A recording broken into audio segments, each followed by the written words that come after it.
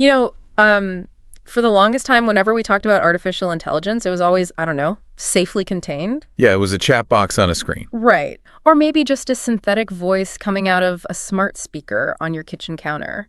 It was this invisible algorithm curating your social media feed. It was digital. It was, ethereal. Completely abstract for most people, yeah. Exactly. But I want you to take a second and paint a vivid picture in your mind. Imagine looking up from that screen, and the AI is no longer confined to a text box. It's actually there. Yes, it is physically standing in the room with you. It has arms, it has legs, cameras for eyes. You can hear the hum of micro actuators as it, actively navigates the physical space you're sitting in right now. It is a profound shift in how we interact with technology. I mean, we are moving from a world where we strictly compute data to a world where we compute physical action. It's wild. And the 2026 landscape we are looking at today, it's happening so much faster than most people realize. Okay, let's unpack this. Because today, our mission on this deep dive is to examine a fascinating 2026 research summary that outlines exactly this massive paradigm shift. The era of embodied AI. Right. The exact moment the intelligence steps out of the cloud and into a steel and titanium body. And looking at these sources, it feels like science fiction just crashed headfirst into the morning news. It really does. But the defining characteristic of this research is that the transition is no longer theoretical. AI is moving from the cloud into the physical environment at scale today. And we're seeing major players pouring just billions into this deployment, right? Oh, absolutely. You have Figure AI, you have Tesla specifically with a massive rollout of their Optimus Gen 2, and of course the longtime veterans in the space, Boston Dynamics. Right, the ones doing backflips for years. Yeah, exactly. They're all leading a very real, very heavily funded charge to put bipedal humanoid robots into the real world. And the primary driver for this sudden physical deployment isn't just because it looks incredibly cool on a tech demo, though, it does. It is great marketing, sure. But according to the data, this is entirely driven by harsh macroeconomic realities. They are trying to address massive global labor shortages. That's the core issue. We are facing a demographic cliff in so many industrialized nations, and the research points out that there literally just aren't enough human hands to do the physical work required to keep global supply chains moving. The human workforce is aging rapidly.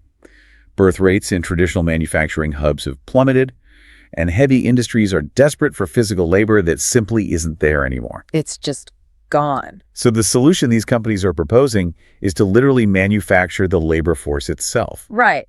But I was looking at this and thinking, wait, we've had robots on assembly lines for decades. We have, yes. Like my grandfather worked in an auto plant back in the 90s. He worked alongside these massive yellow robotic arms that welded car frames together. So what makes these new humanoid robots fundamentally different from the giant mechanical arms building cars back then? If we connect this to the bigger picture, the difference isn't just the humanoid shape. It's the brain inside the machine. Taking the robot out of that safety cage is exactly why the software had to evolve before the hardware could. Oh, because back then they had to build literal steel cages around those robotic arms. Exactly, because the robot would swing 1,000 pounds of steel right through you without a second thought. Because they were completely blind. Right. Those giant mechanical arms from the 90s are incredible pieces of engineering, but as you noted, they are fundamentally blind and deaf. They're deterministic. Meaning they just follow a script? Precisely. They operate on rigid, pre-programmed spatial coordinates.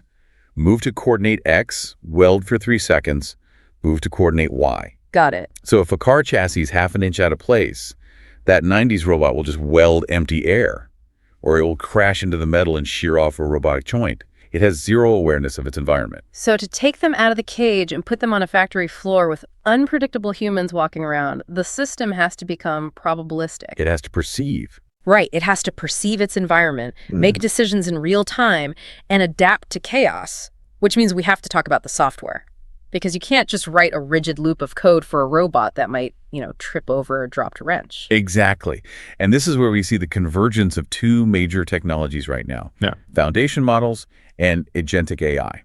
Let's elevate this for a second, because I think a lot of people listening are already familiar with the basics of a foundation model. Sure. We know that large language models ingest massive amounts of text, and they learn the statistical probability of which word comes next. They tokenize language. Right. But tokenizing a paragraph of text is completely different from tokenizing three-dimensional physical space and motor actuation.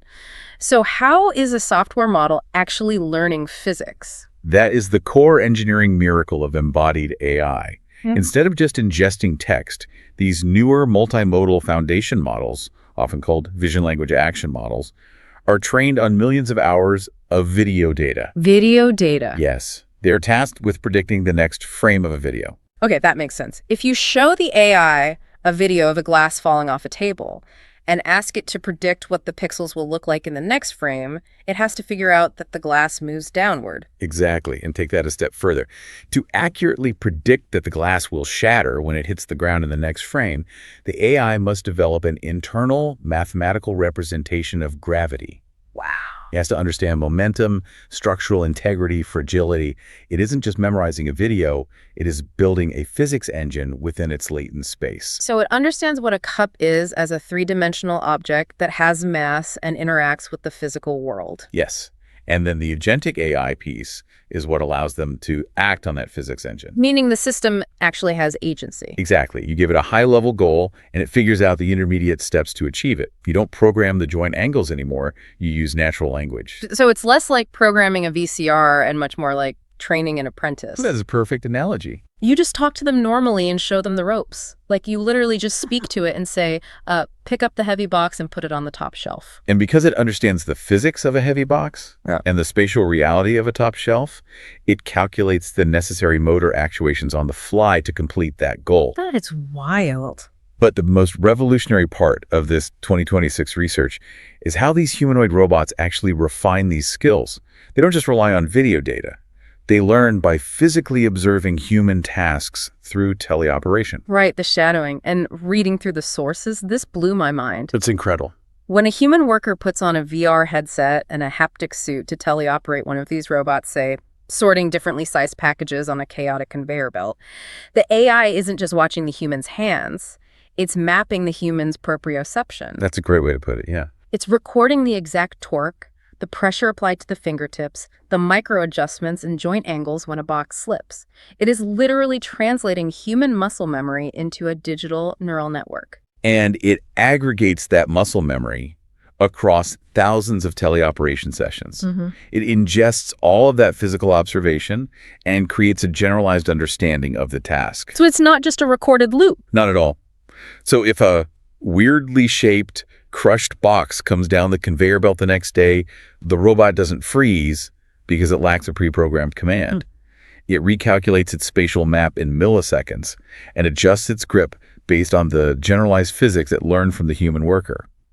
The barrier to deploying automation drops to near zero because you don't need a team of PhD software engineers to recode the line. You just need an experienced human to perform the task while the robot shadows them. Exactly. I was looking at the deployment data for this, trying to figure out where these machines are getting their first jobs because, they aren't folding laundry in our living rooms just yet. No, not quite yet. And honestly, I was shocked that they aren't putting these in e-commerce warehouses first. Like, the absolute vanguard, according to the research, is automotive manufacturing, which didn't immediately make sense to me until I realized that car factories are already entirely built for heavy machinery. That's the key. They have the infrastructure, the safety protocols, and a culture of working alongside heavy automation. But more importantly, automotive manufacturing still requires a massive amount of final assembly. Right, all the detailed work. Running complex wiring harnesses through a dashboard, installing soft fabric seats, fitting delicate interior trim panels. These are tasks that require intense human dexterity and adaptability. Stuff the 90s robots couldn't dream of doing. Exactly. It's high-value, physically punishing work where human labor shortages are incredibly acute right now. Right, but let's pause here and look at the real-world hurdles, because the sources are very clear that this isn't some flawless utopian rollout. Oh, absolutely not. There are massive real-world bottlenecks right now in 2026. And the two big ones that jumped out at me were dexterous manipulation and battery life. Let's start with dexterity because it perfectly illustrates something called Moravec's paradox. Okay, what is that? In the field of AI, the things that are incredibly hard for humans, like doing high-level calculus or calculating millions of grandmaster test variations, are trivially easy for computers. Right.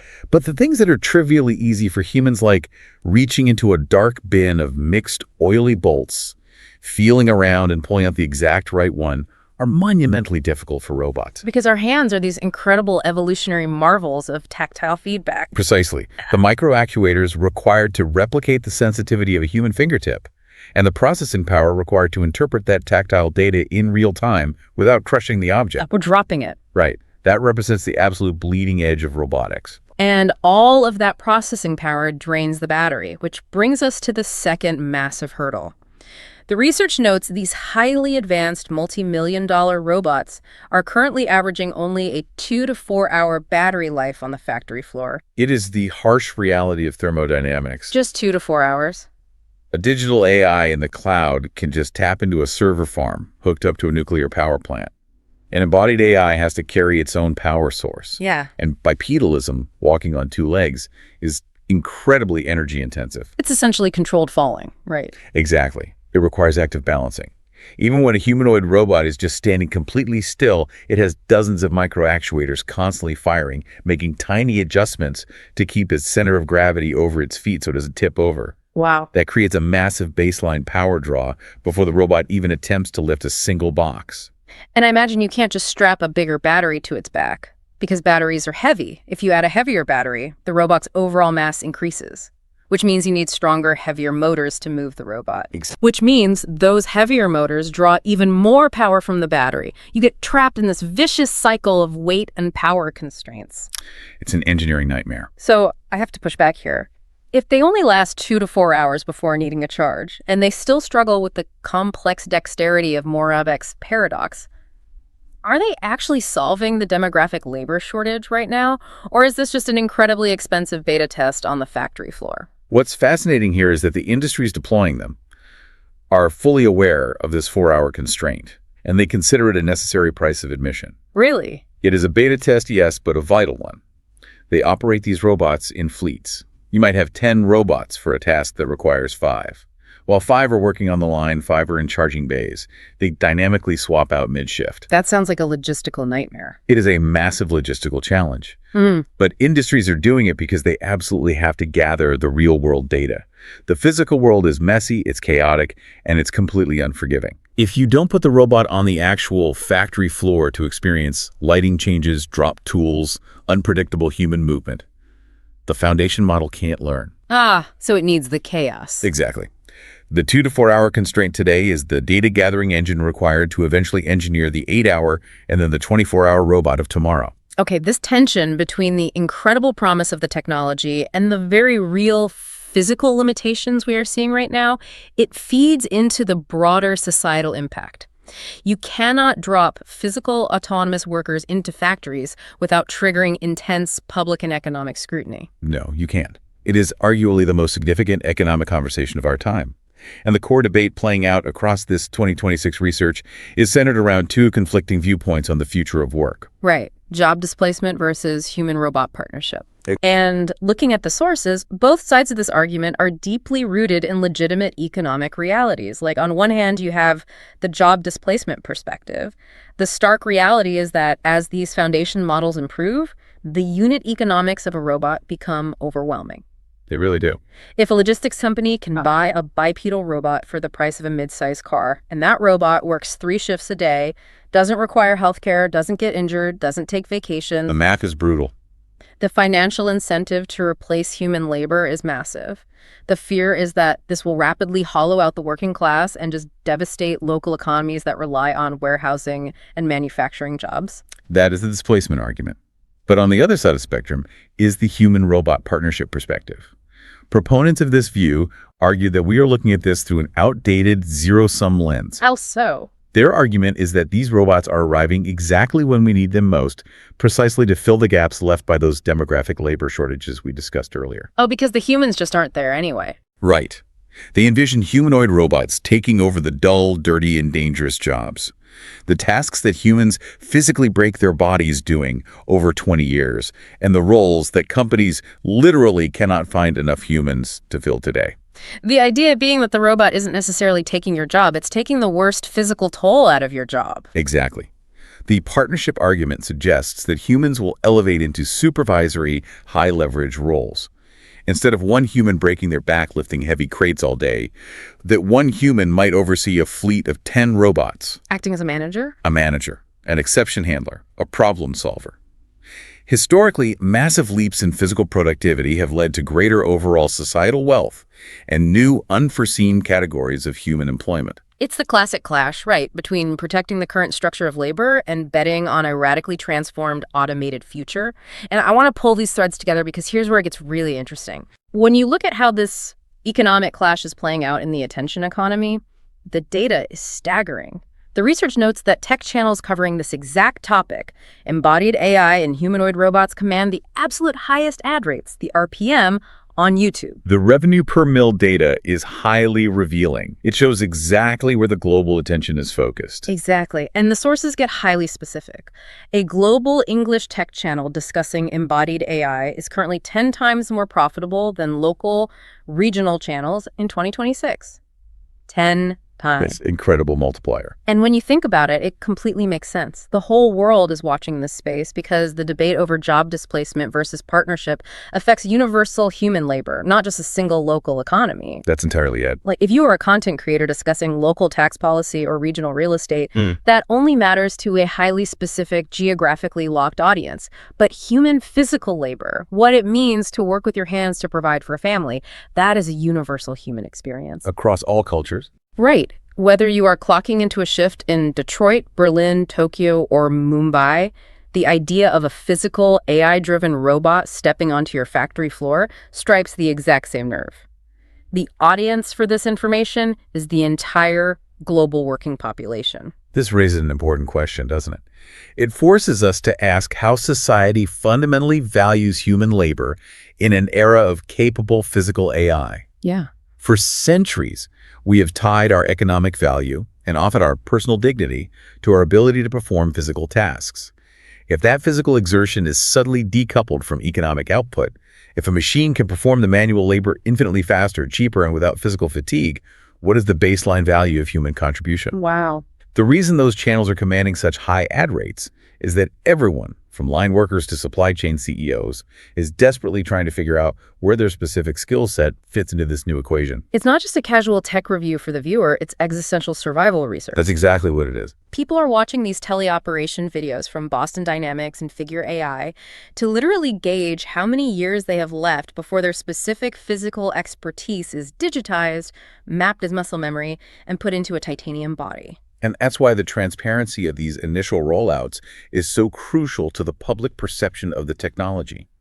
The way these companies navigate the 2 to 4 hour battery limitations today will heavily shape the public trust for tomorrow. Makes sense.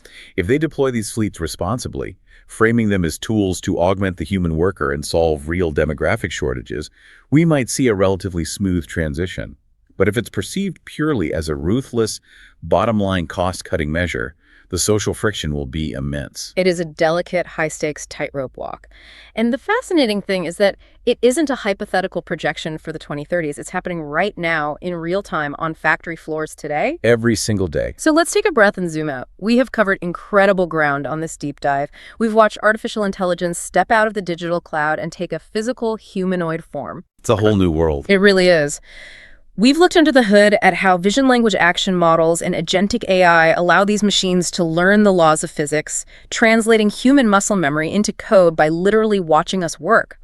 We've seen them hit the harsh realities of automotive final assembly, grappling with the active balancing drain of a 4-hour battery life, and the immense difficulty of Moravec's paradox. And we've unpacked the massive, high-stakes, global conversation around what this decoupling of physical exertion means for the future of human labor. It is an evolving narrative, and the 2026 landscape we explore today is truly just the opening chapter of this new physical era of computing. The technology is only going to accelerate from here. So what does this all mean? For you, the listener, navigating this rapidly changing world, we are building machines that learn by intricately observing our physical reality. And that leaves me with one final lingering thought based on everything we've looked at today. Well, if these foundation models are training themselves by closely shadowing human workers in VR suits, mapping every micro movement, every physical reaction to stress, every tiny adjustment, what unintended human habits, quirks, or inefficiencies might they accidentally pick up along the way? Oh, that's an interesting thought. Like if a robot learns to lift a heavy box by teleoperating with a human who always lets out a heavy sigh and shifts their weight to the left before picking it up, does the robot's foundation model learn that the sigh and the weight shift are structurally necessary to complete the task? It just might. As we teach AI how to move through our physical world, we might just end up building machines that reflect not just our peak productivity, but our deeply human imperfections. That is something to think about. Thank you so much for joining us on this exploration of the future. It's a wild ride, and we're glad you're on it with us. Until next time, keep questioning, keep learning, and we'll see you on the next deep dive.